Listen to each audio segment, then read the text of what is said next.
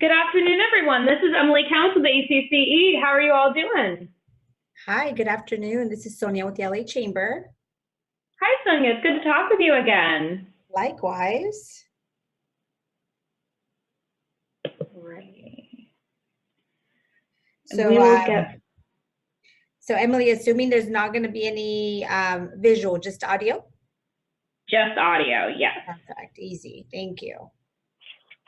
Hello. I don't know about you, but I always hate those video calls. Yeah. I never feel like I look my best in them, and I try to avoid that as all possible. You make life so easy. I was trying to find the perfect background, so thank you for saving me from that. Oh, no problem. I got you.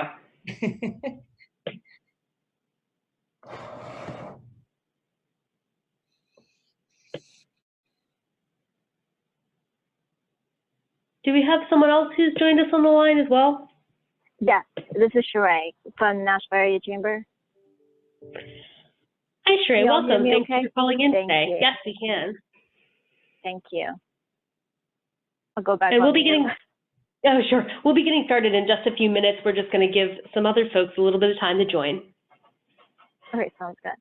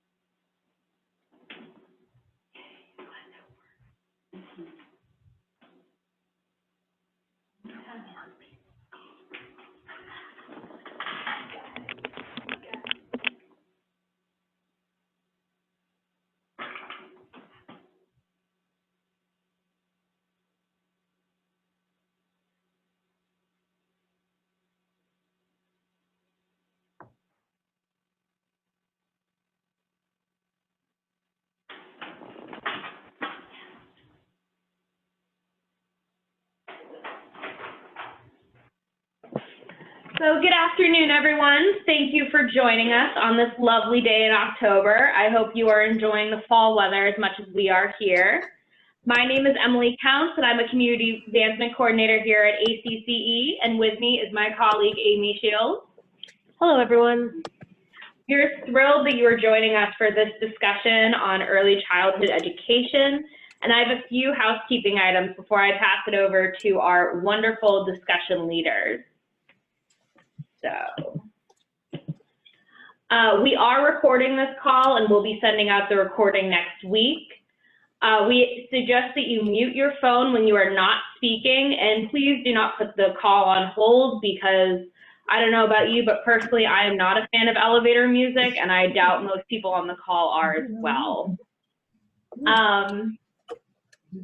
We will have time for sharing and questions and answers during today's conversation, so please have your questions and experiences to share ready to go once our discussion leaders are done.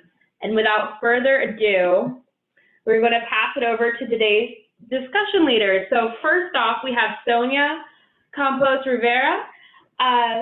Sonia has over 10 years of experience in policy and public affairs dedicated to health, cradle-to-career education, immigration, and smart justice issues.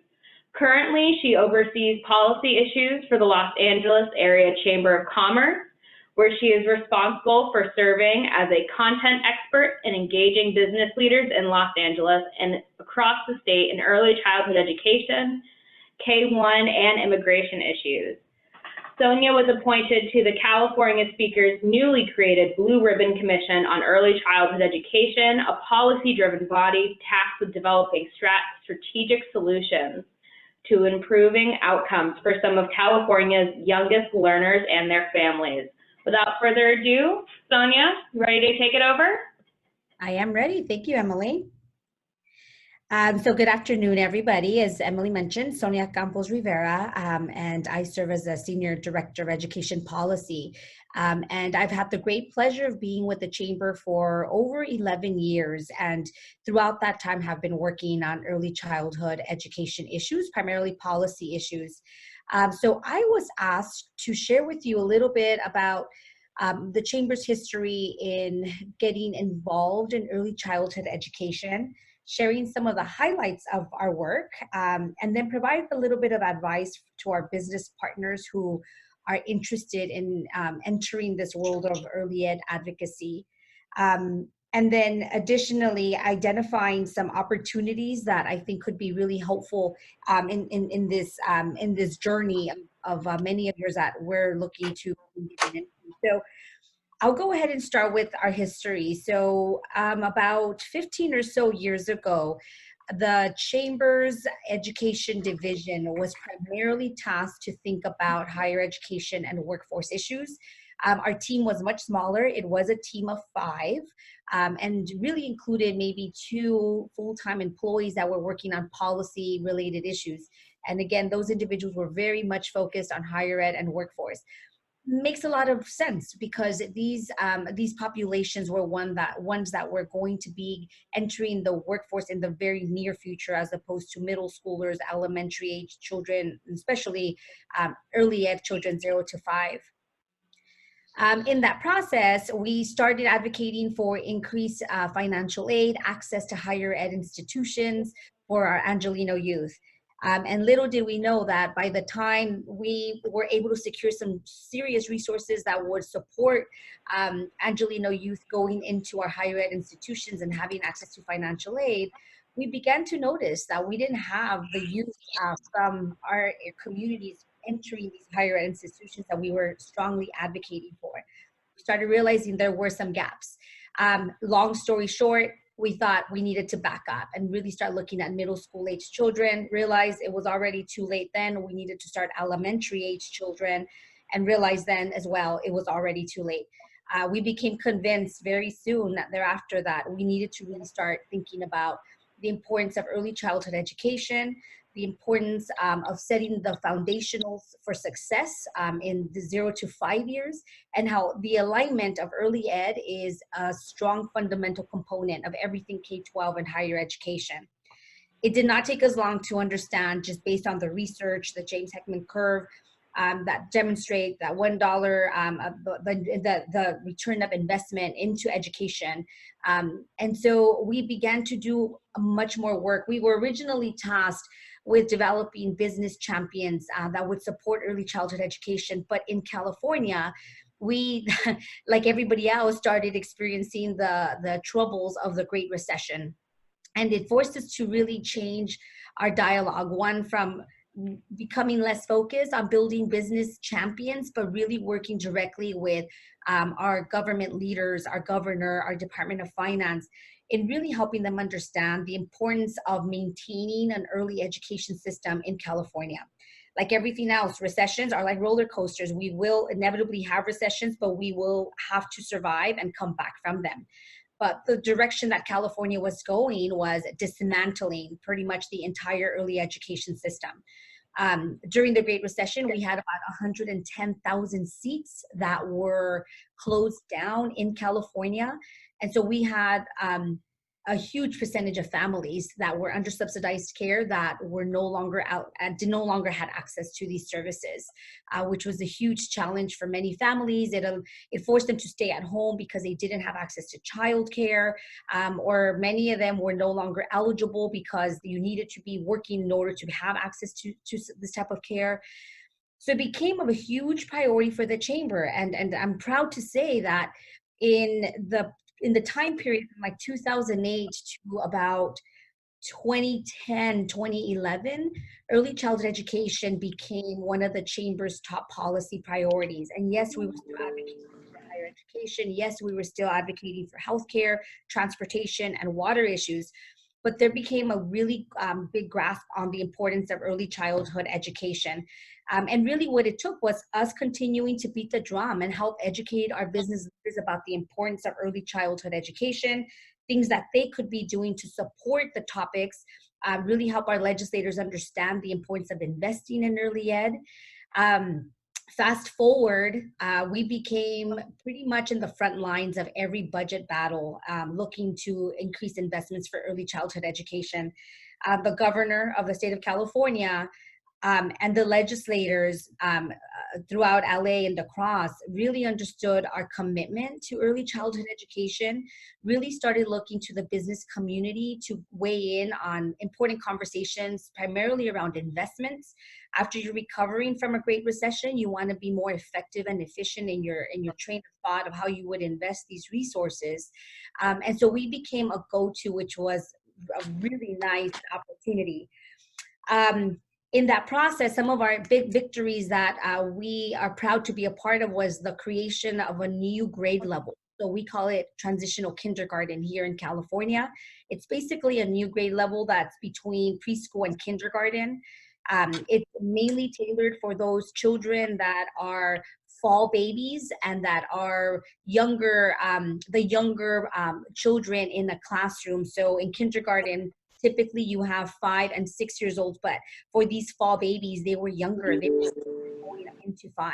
So we created a new grade level in the state of California, which was impressive and a huge win.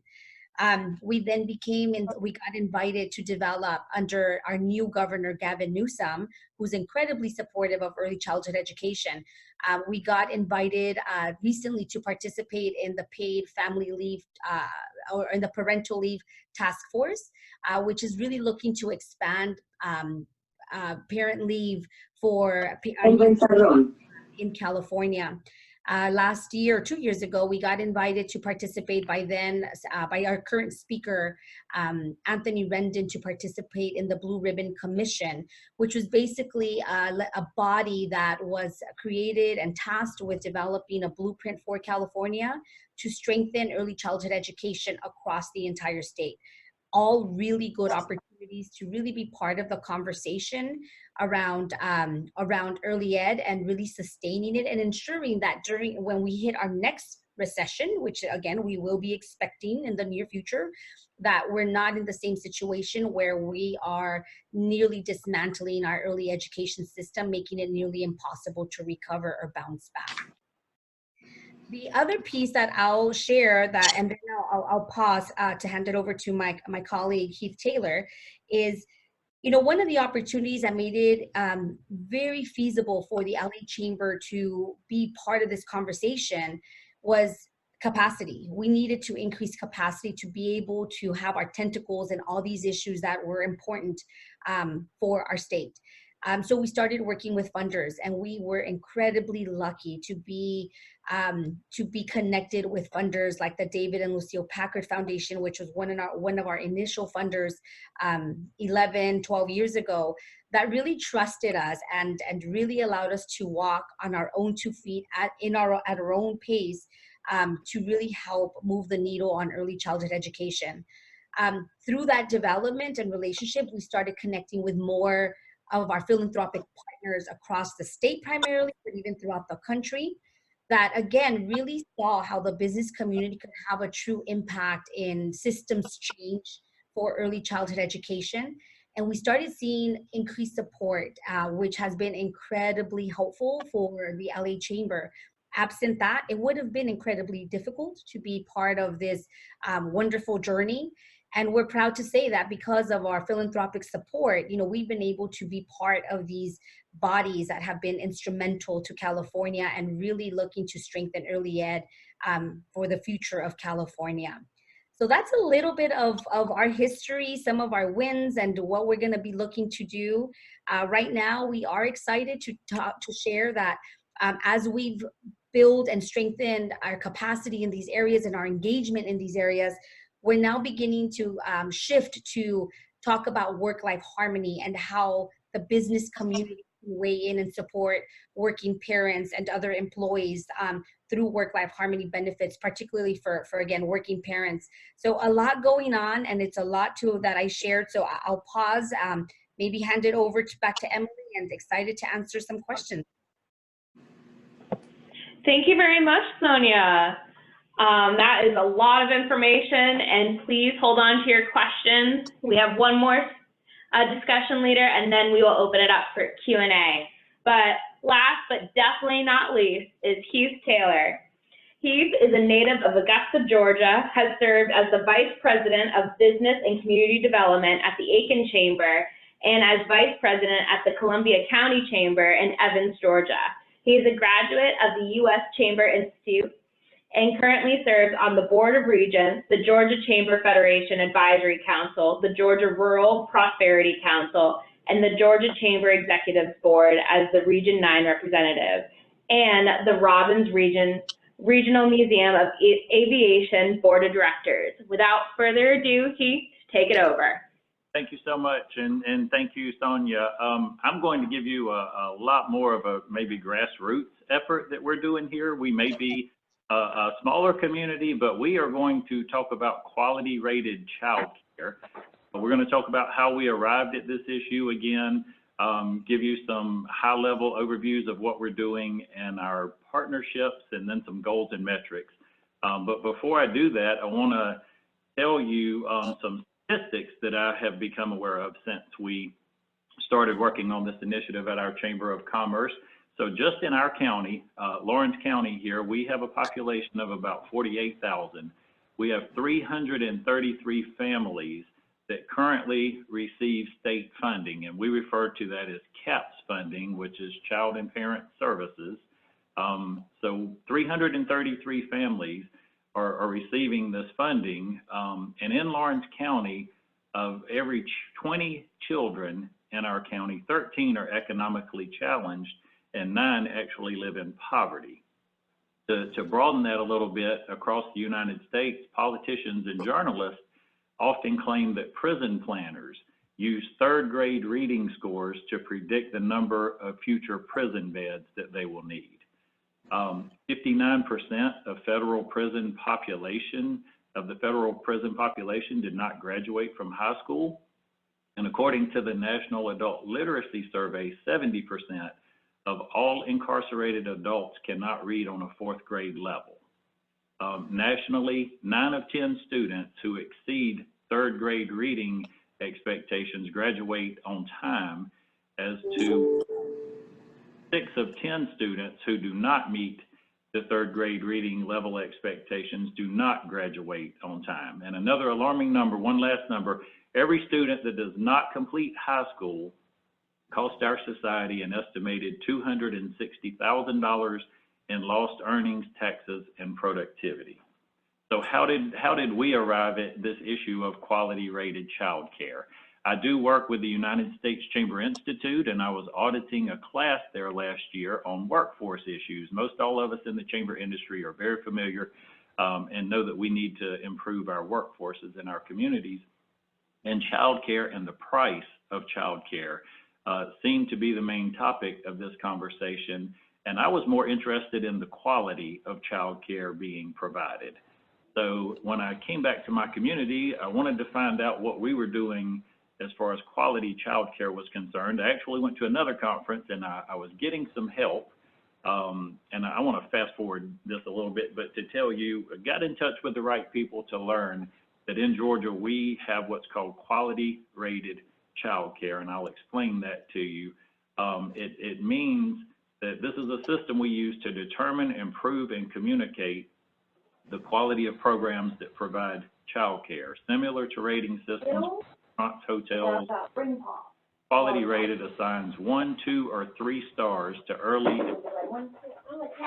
stage programs that meet or exceed minimum state requirements. So by participating in Georgia's voluntary quality rated program, providers will make a commitment continuously to improve the quality of child care that they're providing. Most U.S. states follow the STAR quality program, which is also a voluntary program that recognizes agencies exceeding minimum licensing standards. In Georgia, this program applies to all of our facilities that receive the CAPS funding, again, the Child and Parent Services. So we're different in that in our state, if you receive CAP funding, there's legislation that has been passed that says you must be quality rated, either a 1, 2, or 3-star rated facility, or you will not receive tax dollars. And that's important to us because we want to ensure that tax dollars are going to facilities that are ensuring quality rated care for our children. So this is a workforce issue as well as an educational issue. So some of the work that we're doing right now is we're working with our daycare and child care facilities to ensure and to help them become quality rated. We've collected money and supplies. We've delivered to these facilities, and I want to give you some more statistics. So today, out of 14 child care facilities in Lawrence County, we have 6 that are 1-star rated, 2 that are 2-star rated, and 2 that are 3-star rated. So 10 of our 14 child care facilities are quality rated, and this is important in the work that we're doing because a year ago, only 4 of 14 were quality rated. So today we're at 10, whereas a year ago, only 4 were quality rated. And we're building a task force to address the remaining 4 daycare facilities to help them and ensure that they become quality rated. But I want to ensure that this program, I want to state again that this legislation that the state of Georgia passed was to help our education system, not to close down or to harm any of our agencies in any way. So building partnerships and creating awareness. As a smaller chamber of commerce in a rural community, we brought our daycare providers together to find out what their current quality rated status was and where they needed help the most. We brought in state and local leadership to attend our meetings. Since then, we've been blessed to find out that we have a lot of additional resources in the community to assist.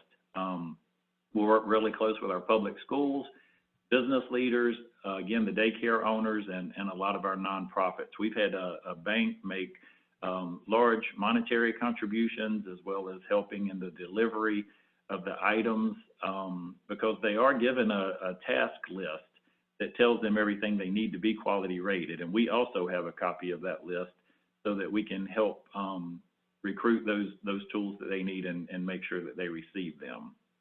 So again, like many communities, we found out that there's a lot of work being done, but it's being done in silos. And so we are trying to combine our forces together to make progress. And we've done this also by advertising on TV stations, radio stations, and our newspaper, our social media, and through public forums. So where do we hope to get with all of this? We want to have 100% participation in the quality rated program. We want to make sure we have all of our daycare child care facilities are 3-star rated, and then hopefully some long-term metrics we can place in or a little shorter, but to check our 3rd grade reading levels and make sure that they are constantly improving. So that's basically what we're working on quality rated child care in Lawrence County. Thank you so much, Keith. One of the benefits of working here is we get to see the very different examples with what people are doing in the bigger cities like Los Angeles, but also the incredibly important work that people can do in smaller communities. So thank you very much to both Sonia and Keith for sharing. Now we're going to open it up for questions and discussion. If you could please introduce yourself before you ask a question, that would be greatly appreciated. And I will hand it over to the floor.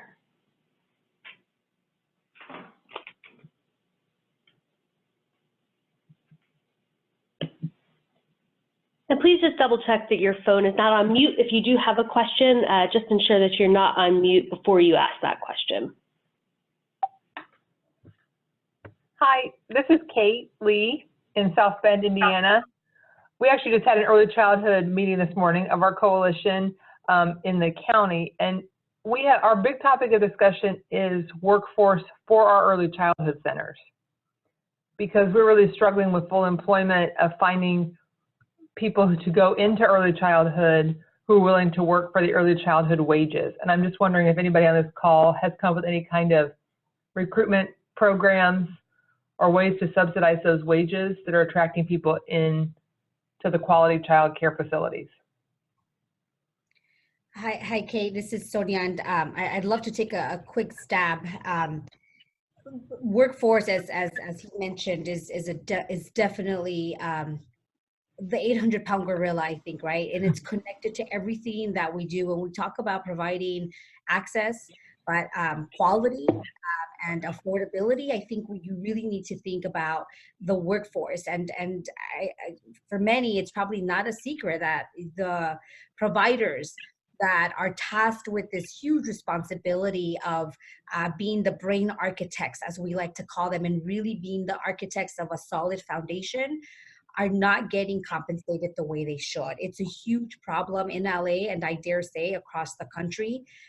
So I dare say that we need to really make sure that we address the issue of compensation, because there is an incredible challenge here in California where we're seeing major turnover.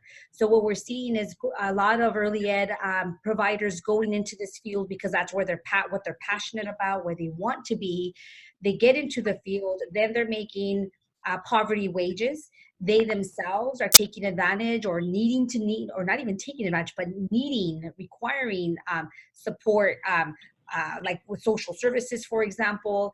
And that causes a whole lot of stress for these individuals. And we're finding that many are then shifting over to the K-12 system, or like K-3, where they get paid a lot more, they have benefits and all that good stuff. So definitely a huge problem here in California.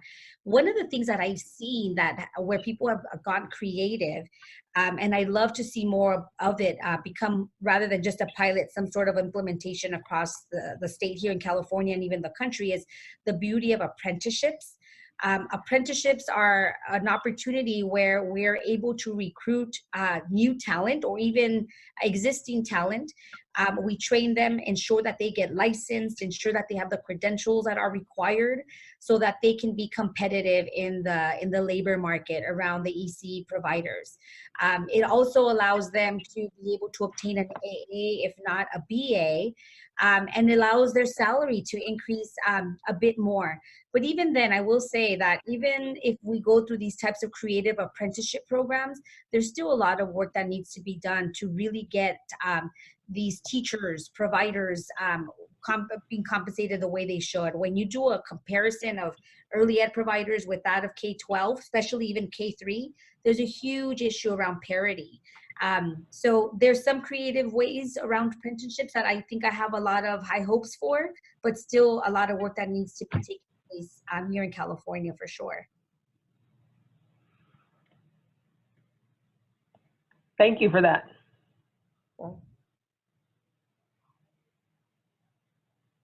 I want to add to that really quick, and Sonia, that's I think first and foremost, that is the most important issue, is pay for these folks that are entering into this profession.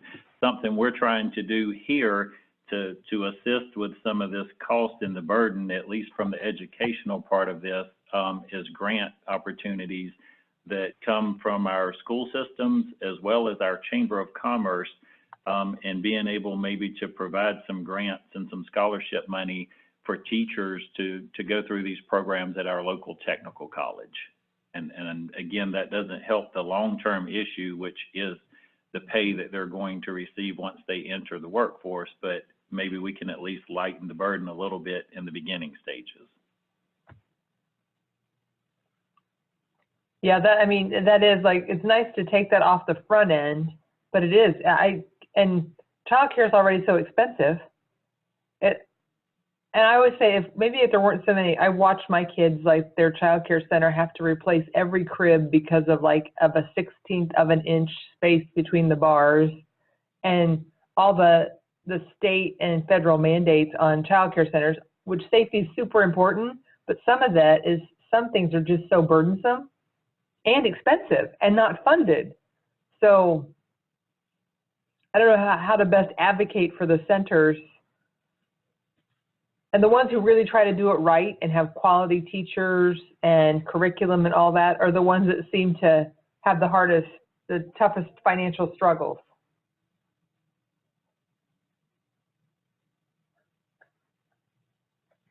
That's very true, and I hope what we're trying to do here, again, we're a smaller community. Our entire county here is a population of 48,000, but hopefully the resources as well as the monetary contributions from the business community, those resources are going to help our daycare and child care facilities not only reach that quality rated status that we need them to have here, but certainly to maintain that quality rated status. I wanted to throw out too, I don't know if any of you have seen the new documentary, No Small Matter. Yes. That's really strong. And I think the best early childhood documentary I've seen as far as making the case for pay equity and also kind of showing employers like the long-term impact and almost letting them go, oh, that's why Bob acts like that. I think they did a really good job with that. And we did a showing at our Early Childhood Coalition, but there's also, we have a bank in town who's going to sponsor one for like a CEO viewing of that. So it'll be interesting to see if we can get them engaged in trying to maybe subsidize early childhood care for their employees, and by doing that, kind of up the wages of the child care workers. That's incredible, Kate. That's very impressive. I'm so glad you're taking No Small Matter to another level, because I think originally that's what it was intended for, to really shed light on some of the struggles, but then really leaves us with the responsibility of what do we do with it, and love that you're putting your CEOs in front of it in efforts to either get them to be more empathetic on work-life harmony, for example, what it really means for a parent here, for example, in our state, average parents are paying between $900 to $1,400 for childcare for just one child. So that adds a huge level of stress for many working parents. And I'm not convinced that that is something that our CEOs, our leadership, our HR is familiar with. So it's incredibly important for us to be able to share that information so that we could then identify creative ways to change our internal HR policies to be a little bit more supportive to those working parents, to those uncles, grandparents that could be some caretakers as well. Going back to your other piece of what to do and how to get creative on the mandates. I think a really good opportunity, and only because I feel like for the chamber, it's our bread and butter, really using the legislative process as an opportunity to address some of these issues that are not effective or are inefficient. Policies do change, our environments change, and I think sometimes policies can be incredibly antiquated. Here in California, for families that are eligible for California state preschool and for Head Start, we know that those are two different buckets of resources. And what we're finding, and please don't laugh at us, is that the early shift, the AM shift, that state preschool resources, they need to, once it's 12 o'clock, I'm going to make some times up. Once it's 12 o'clock and those 4 hours are maxed out for state funding, the teachers need to get their children out of the classroom and then back into the classroom to begin the federal use of resources. Completely ineffective, completely inefficient, and it just doesn't make any sense. So here in California, we're trying to think of ways where we can begin to get more creative, more effective and efficient, and maybe even through the use of braiding and blending resources, state and federal, because that's just a really ridiculous practice that no teacher should have to be dealing with. Right, that's crazy.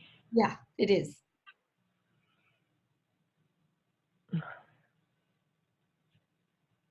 Hi, this is Mary Manor. I'm in Traverse City, Michigan, and I just wonder if folks are aware of the program called Wages, which is WAGE, and then it's a $sign instead of S. That's an evidence-based compensation support program that it ties compensation supplementation for early childcare or early education workers to increasing their education level. So North Carolina has done a lot of work in that particular area. And then also Louisiana has some interesting policy around tax rebates to childcare providers and to like center directors if they are receiving state funds and they achieve a certain quality level, then they're eligible for eligible for a tax refund. So there are some interesting ways that we're addressing compensation, workforce compensation. I'll look that up. I hadn't seen that. There's actually a early childhood workforce research group in San Francisco, and I'm totally blanking on the name, but I'll look it up and put it in the chat box. They've done a lot of work on wages and compensation for early childhood folks, and the National Association for the Education of Young Children, which is abbreviated NAEYC, N-A-E-Y-C, they have been leading an initiative for several years called Power to the Profession, and have been providing policy support for people interested in helping work on workforce compensation. There's also the TEACH program, which pays for getting, well, pretty much any early childhood credential, depending on the type of center that you work for. So there are some things out there that help, but by and large, the sector is just woefully underfunded.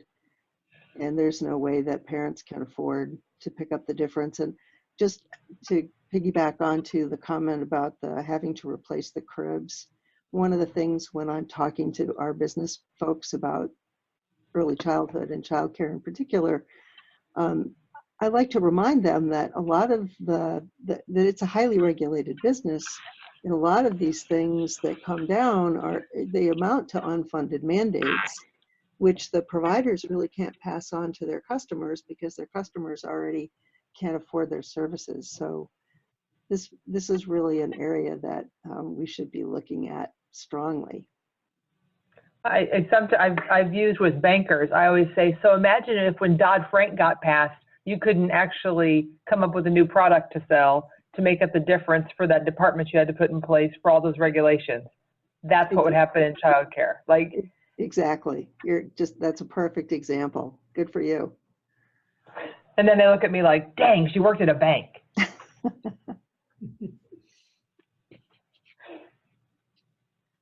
You know, another piece as we talk about workforce that I invite you all to think about, it's also very critical and the backbone really to many of our working parents is family childcare providers. And you're absolutely right, Mary. Our system is completely underfunded, not only in our state, but I think across the country.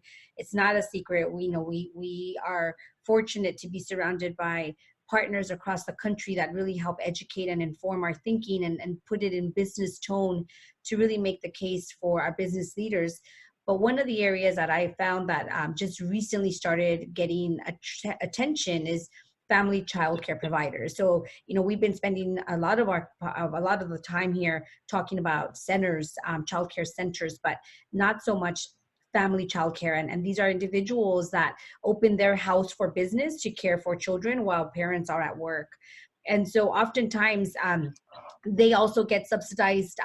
They're also eligible for subsidized care if they have the right licensing and all that great stuff. But they are critical because They are the providers that can support working parents during those non-traditional hours. So when you're thinking about nurses, for example, nurses that work overnight and need care, and there's a lot of sectors that we oftentimes forget about that are non-traditional hours, and family childcare providers are able to provide that service for these working parents. And if our center-based teachers already have it bad, family child care providers, I feel, have it are facing an even uphill battle on trying to sustain themselves. Here in California, we saw about 2 years ago about an 80% drop of family child care providers that they're, at the end of the day, they're businesses and they close their doors for business because a number of issues were going on. One, it's underfunded. Two, families were no longer eligible for these resources. And it's an area that I feel like we need to really continue to think about, and that chambers and business organizations across the country really need to pay a little bit more attention to, because again, they are the ones that are supporting those non-traditional working parents and are critical to our workforce. Hey, Sonia, I have a written question for you. Sure. In LA, did you get any pushback from businesses providing early childhood financial support?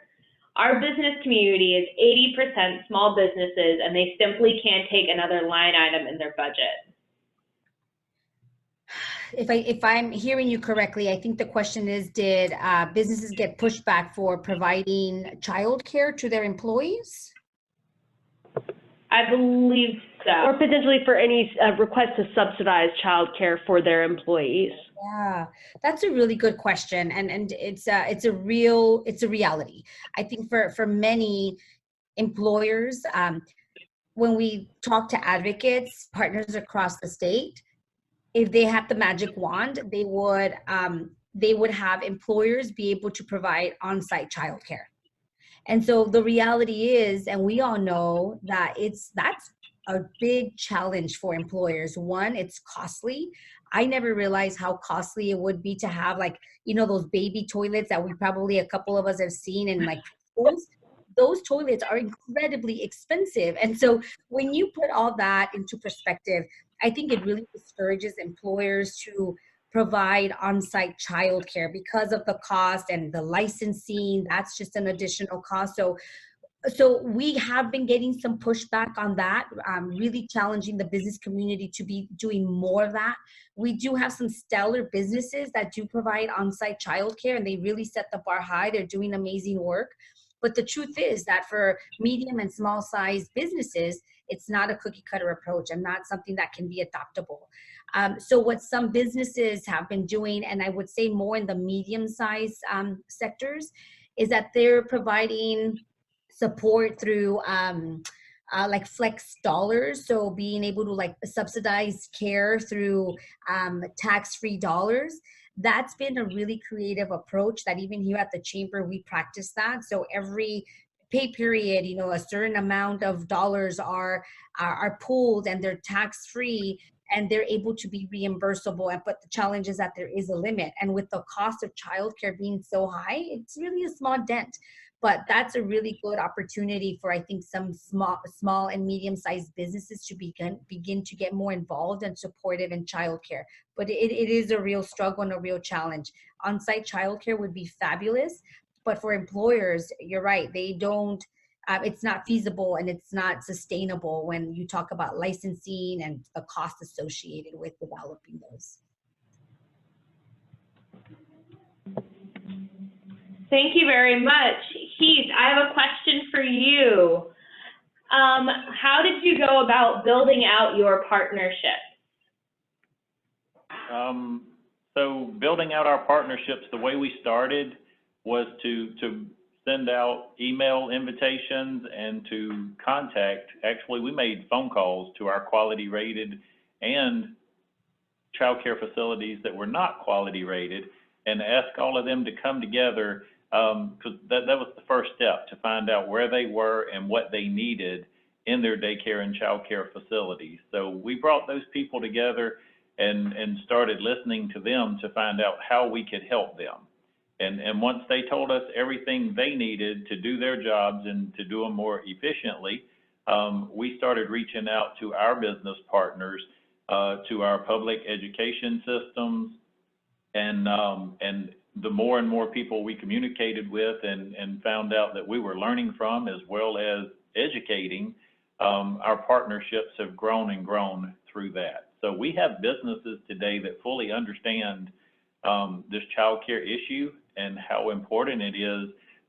We look at this and we're trying to create this culture to say this is no different than investing in education, because we understand how important it is for these children to learn at an early age, because that's ultimately going to impact their educational life. So the partnerships were started out small again, and this was a really, really grassroots type initiative from the chamber, and it's grown today.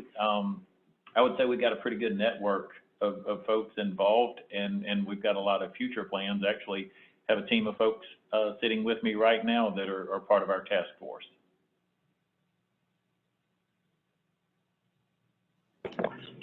Keith, are you doing anything with shared services? I'm not through the Chamber of Commerce. And I'm not, can you explain exactly what that is to me? Well, there are a lot of different ways to create shared services alliances or arrangements. We've been, in Michigan, we've been looking at implementing a web-based shared services so that providers become members of this shared service business alliance, and then they have access to discounts and group purchasing abilities, and they also can download documents and templates and so forth. So it's a time and money saver for them. But then there are other shared service alliances where several child care providers, and they could be home providers as well as centers, all pay a small amount to another organization to like take care of business, back office business work, or accounting or collection, working with parents to kind of streamline the payment process. So there are lots of different ways that child care providers are thinking about this. And I was just curious if that is something that has come up in your area. Right. We have not implemented that type of programming yet in the shared services. I actually love the idea.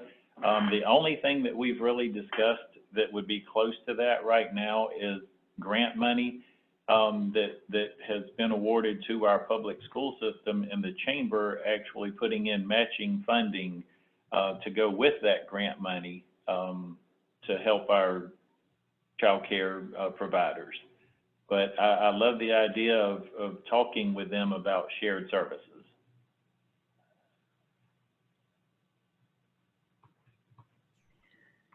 I just sent a message out to everyone with Opportunities Exchange, which is the kind of national clearinghouse on shared services. One of the resources that they have is this thing called the Iron Triangle, which we find works pretty well to kind of explain to providers what we're talking about when we talk about looking at their business model, because so many, as somebody mentioned earlier, childcare providers go into this work because they love it and they're passionate about it, but they don't necessarily know much about operating it as an effective business. So there's some great resources on the Opportunities Exchange website that can help you learn more about it and maybe bring it up with some of your members. Right. Again, I love that, and I think a key for us and something we're learning here, the more you can bring the different agencies and the different providers together, we're learning from each other how we can help each other and share resources. So shared services would be a great conversation that we could have in one of those meetings.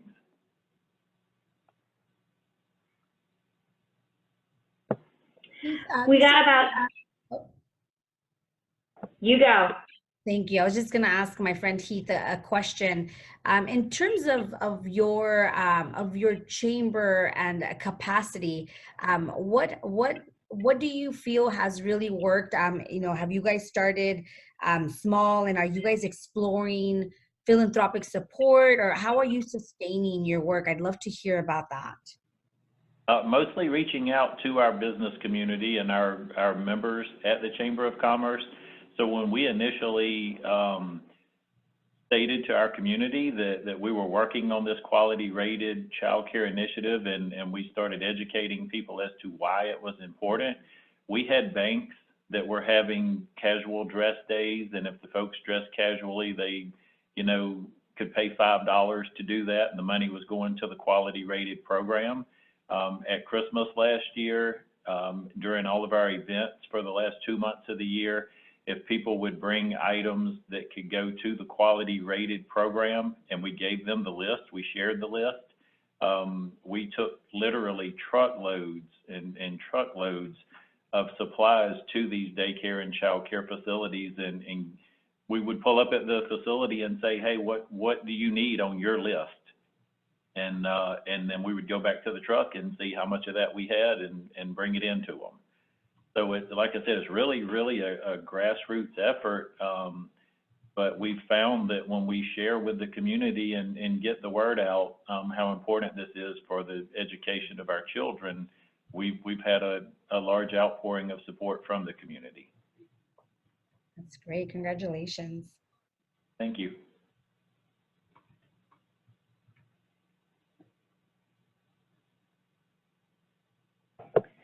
We got a few more minutes for questions and discussion points, folks. Please don't be shy. We don't bite.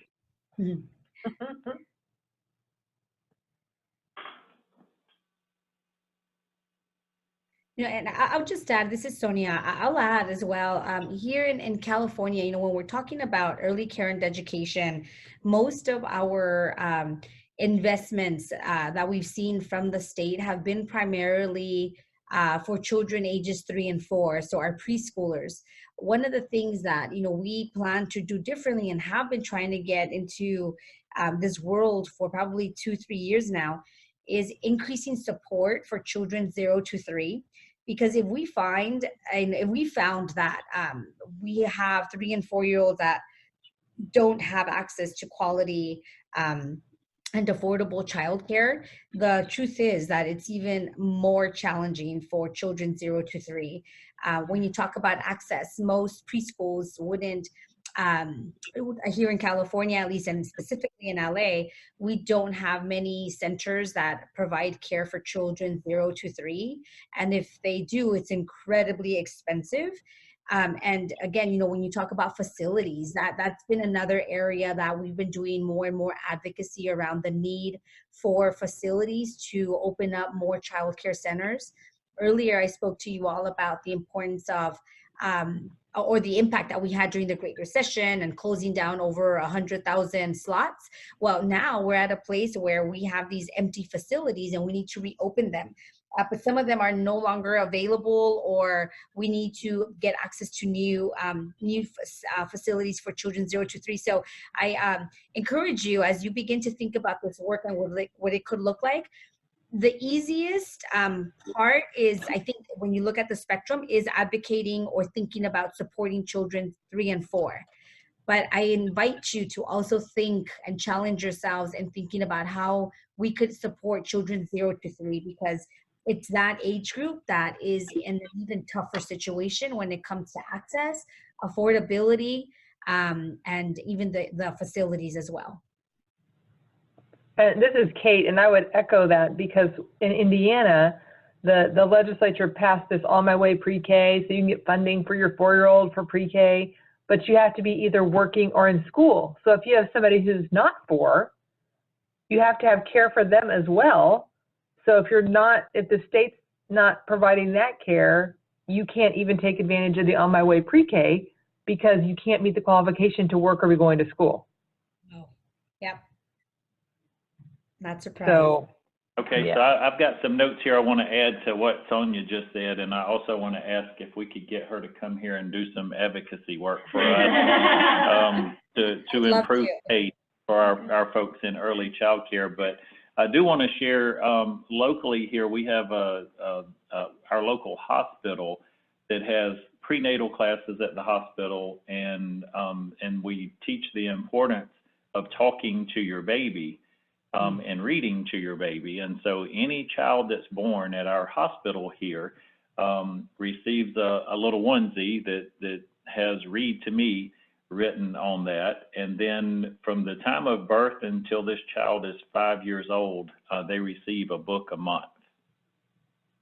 Is that Imagination Library? Is that? First readers. Oh, okay. We have that here too. We use the Dolly Parton. It's the Dolly Parton thing, Imagination Library. Okay, and yes, very similar to that. Yeah. And it's a partnership with the pediatricians as well. Nice. It's fabulous.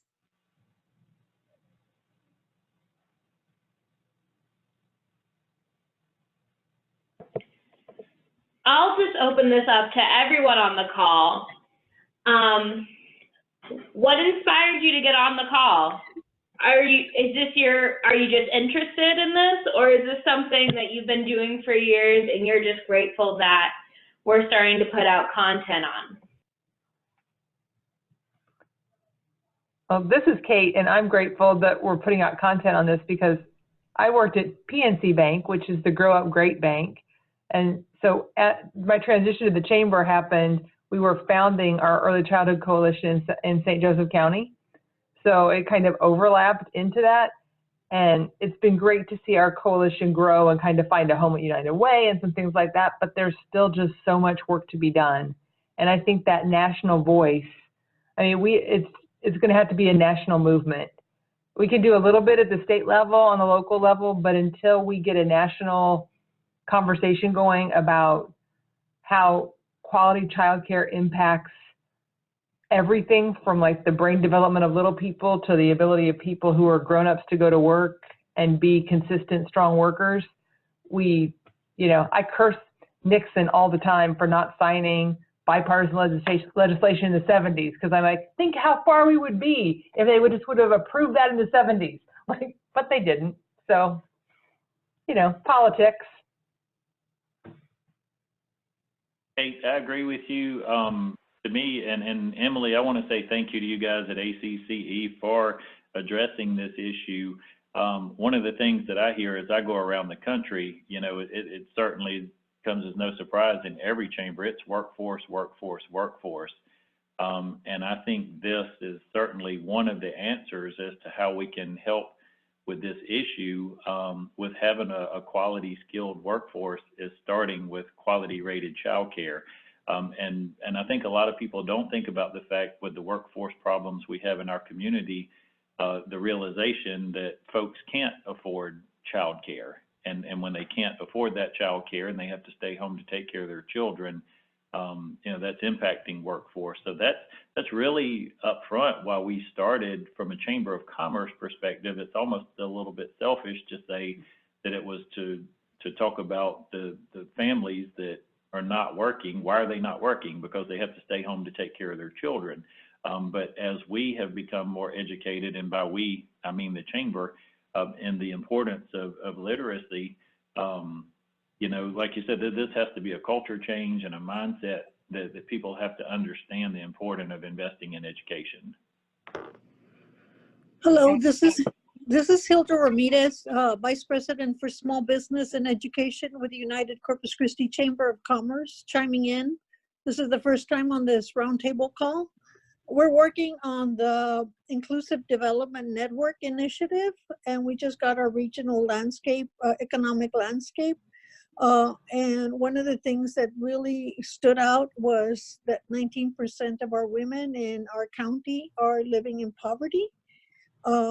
Although 60% of them have a post-secondary degree. And one of the things that's keeping them out of the workforce is the need for daycare, early childhood practices. Now in San Antonio, the city 5 years ago taxed themselves 1/8% sales tax to be able to do the 4-year-old daycare, and they've had 5 years of evaluations and having that in place. We just got a new city manager who actually put that program in place in San Antonio. He's our new city manager, and so we're looking to see what can be done here in Corpus Christi. And I'm also mentoring, since I also wear the hat for small business, I'm mentoring 23 small business women entrepreneurs. I'm using Zoom a lot for some of the workshops I'm doing with them because they can't leave their businesses, and some of them are also working. Being a small business woman entrepreneur is kind of an alternative for them when they have small children, as an alternative of being in the workplace. So I'm just exploring. This is the first time on this call. Thank you so much for sharing. I see another hand raised. Feel free to go ahead and share.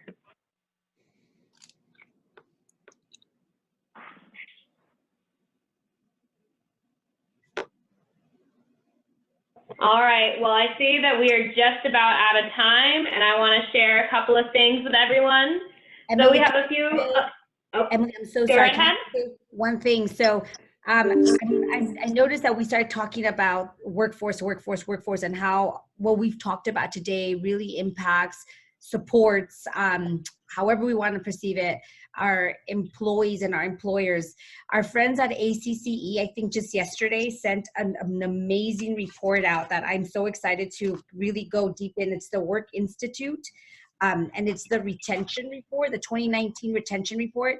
And it basically just alluded to what Gilda just mentioned right now. When you're talking about the workforce, it shows that we're voluntarily, employers are voluntarily leaving their job at a rate of 27% in 2017. And childcare was reason number 2 for voluntary leaving their employers.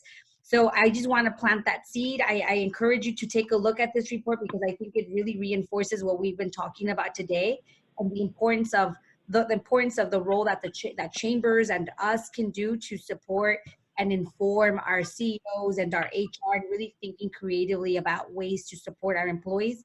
And this topic is definitely one of them. Thank you very much.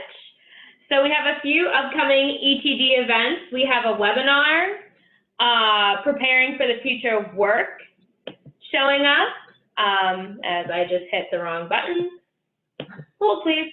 And then we also have an ETD Roundtable Call in December that we are internally calling Look Back, Look Forward, to kind of see where we've been and where we're going in 2020 before the new year. A link to the recording of this call will be sent out next week. You can please feel free to email Amy if you have any items you would like to share, any resources, any questions you have, and if you have anything that you are doing that is kick-ass and amazing, please share it with us and we will share it in our ETD News to Know.